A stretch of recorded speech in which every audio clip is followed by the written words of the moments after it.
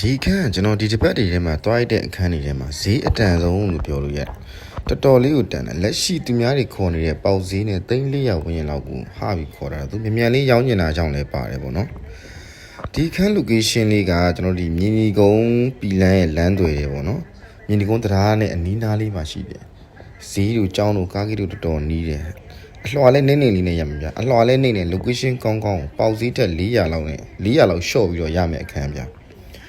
အခန်းကျယ်ဟိုဟာမျက်နှာဝ24ပေရှိတယ်ရှင်းနောက်ပေ90အခန်းကလည်း decoration ပြင်ပြီးသား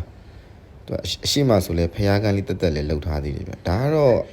အိတ်ခန်းနှစ်ခန်းနဲ့ကအကျယ်ဆုံးတစ်ခန်းလို့ပြောရမယ်အဲကွန်တစ်လုံးတက်ထားတယ်ရှင်းမလဲအဲကွန်တစ်လုံးပါတယ်တအိမ်လုံးပတ်ပတ်လဲတန်ပန်းဆက်ရှိတ်တက်ထားတယ်မျက်နှာကျက် decoration တွေလည်းအရှိမလှုပ်ထားတယ် TV တင်မဲ့စင်တွေပါရအစား TV နောက်ခံစင်ရဲ့နောက်ခံ background လေးကိုလည်းသူတည်ချာလေးလှုပ်ထားပါတယ်ဒီအခန်းလေးကလေ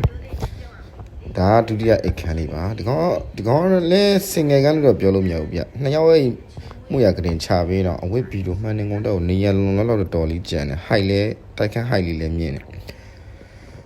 kitchen ထဲမှာဆိုရင်လည်းကျွေးပြားခင်းထားတယ်ကျွေးပြားတွေကတ်ထားတယ်ကျွေးပြားအမြင့်9ပေလောက်ထိကတ်ထားတယ်ဗျ kitchen ခုံလေး kitchen cabinet လေးတွေလည်းလှုပ်ထားတယ်ပေါ့နော်